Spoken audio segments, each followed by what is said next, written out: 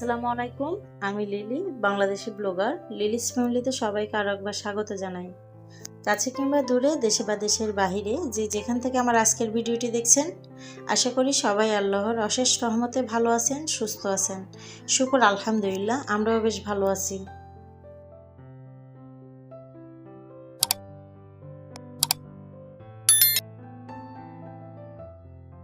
আমার কিন্তু বাইরে যেয়ে কেনাকাটা করাটা কিন্তু একদমই হয় না। তবে ইদানিং যখন বাচ্চাদেরকে স্কুলে নিয়ে যাই বা ওদেরকে স্কুল থেকে নিয়ে আসি, তখন আসা যাওয়ার পথে যদি হঠাৎ করে সামনে কোনো কিছু পড়ে যায় বা চোখে ভালো লেগে যায়, তখন হচ্ছে সেই জিনিসটা কিনে নিয়ে আসি। আজকে আসার সময় কিছু পেয়ারা দেখছিলাম, সেগুলোই নিয়ে আসছি। আসার পরে হচ্ছে বাচ্চাদেরকে কেটে দিছি, ওরা খাচ্ছিল। আর এমন অবস্থায় হচ্ছে আমি আমার গাছগুলো দেখে নিচ্ছিলাম।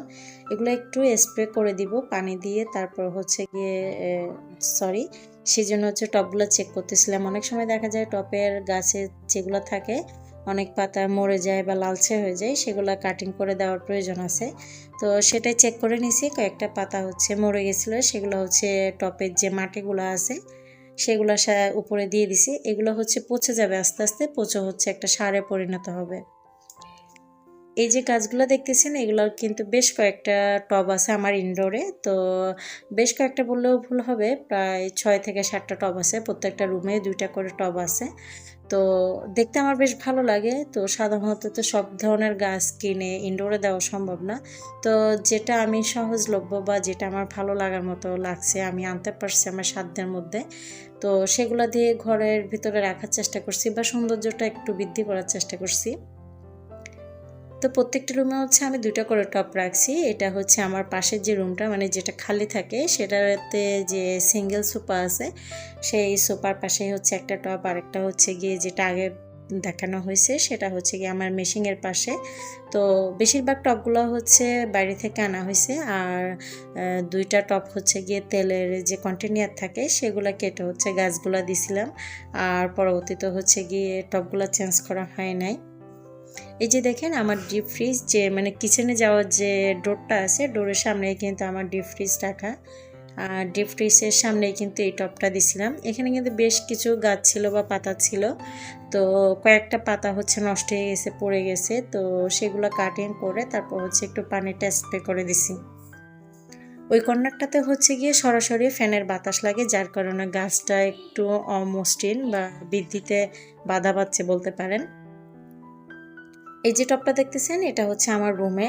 তো এটা হচ্ছে আমার ব্যালকনিতে যাওয়ার যে ডোরটা আছে, সেই ডোরের পাশে করে রাখছি। আর এখানেও কিন্তু বেশ কিছু পাতা মরে গেছে বা লালচে হয়ে গেছিলো, সেগুলো কাটিং করে তারপর হচ্ছে যে বাকিগুলোতে আমি পানিটা স্প্রে করে দিছি।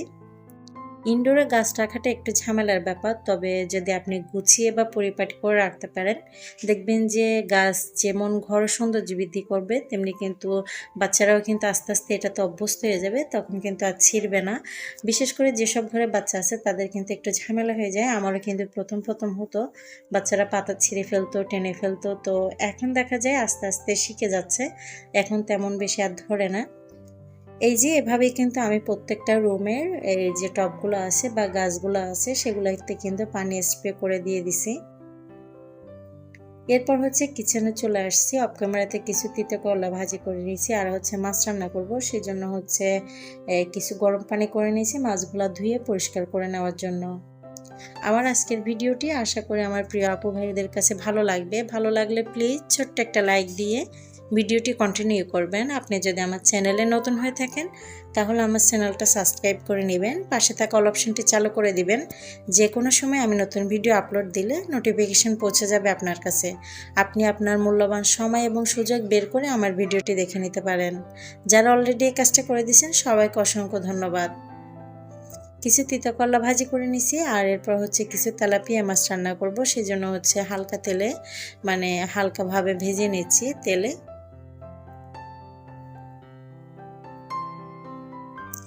অনেক সময় দেখা যায় আমার বাসায় মাছ যদি ঝোল করে রান্না করি পছন্দ করে না, আর ভুনা করলে একটু পছন্দ করে, সেই জন্য মাছগুলা কেটে আলাদা করে ভুনা করব। আর যে মাথাগুলো আছে, মানে এই যে তেলাপিয়া মাছের মাথাগুলো ফ্রাই করে নিছি, এগুলো দিয়ে কিছু বরবটি দিয়ে রান্না করব।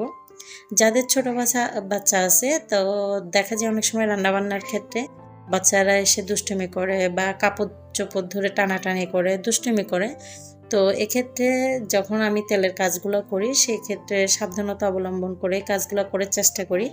মাছ ফ্রাই করার সময় হচ্ছে গিয়ে মেয়ে এসে টানাটানি করতেছিল, যার কারণে হচ্ছে মাছগুলো তোলার সময় বারবার পড়ে যাচ্ছিল। তারপরে হচ্ছে ছোট মানুষ বুঝবে না, যেন তেলের ছিটা না লাগে, সেই জন্য হচ্ছে আস্তে আস্তে রান্নাটা কমপ্লিট করে নিচ্ছিলাম। সব মাছগুলা কিন্তু ফ্রাই করে নিছি, আর তারপর হচ্ছে যে একটু পানি দিয়ে কষাইয়ে যে মাছগুলো আছে সেগুলো রান্না কমপ্লিট করব।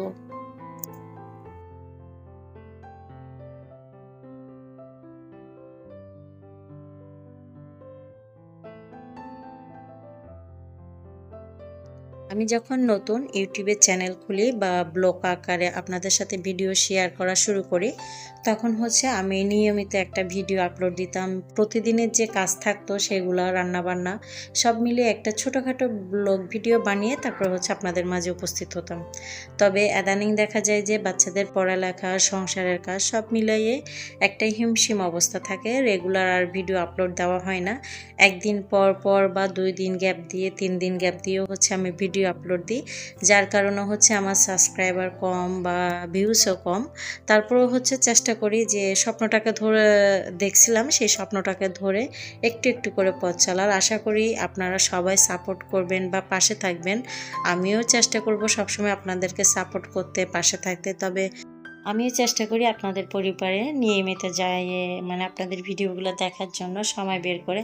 তবে দেখা যায় যে আমার মোবাইলের প্রবলেম থাকার কারণে আমি অনেক সময় কমেন্ট করলেও কমেন্টগুলো শো করে না, বা অনেক সময় দেখা যায় কমেন্ট বক্সই শো করে না। তো সেই ক্ষেত্রে হচ্ছে কমেন্ট করতে পারি না, যার কারণে হচ্ছে অনেকে ভাবতে পারে যে আপুর ভিডিও আমরা দেখি বা আপু আমার ভিডিও কেন দেখছে না।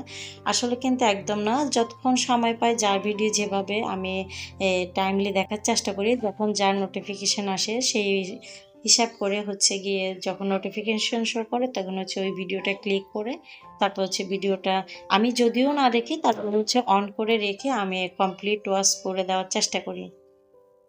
সেই ক্ষেত্রে আপুদেরকে বলবো আপুরাও চেষ্টা করবেন আমার ভিডিও সময় নিয়ে দেখার বা কমপ্লিট ওয়াচ করে দেওয়ার। সেক্ষেত্রে আপনারও উপকার হবে, আমারও উপকার হবে। আশা করি সবাই বুঝার চেষ্টা করবেন। যতদিন পর্যন্ত আমার মোবাইলে যে প্রবলেমগুলো আছে এগুলো যতক্ষণ দিন পর্যন্ত মানে এই ফোনটা চেঞ্জ না করতে পারতেছি, ততদিন হচ্ছে এই প্রবলেমগুলোর মধ্যে দিয়ে আমার যেতে হবে। তো যখন চেঞ্জ করা হবে তখন হয়তোবা নতুন ফোনে হয়তোবা শো করবে সবার যে কমেন্ট বক্সগুলো, বা আমিও কমেন্ট করতে পারবো আপনাদেরকে। তো এই ক্ষেত্রে বলবো যদি ভিডিওতে কোনো কথায় বা কাজে ভুল ত্রুটি হয়ে থাকে সবাই ক্ষমা সুন্দর দৃষ্টিতে দেখবেন।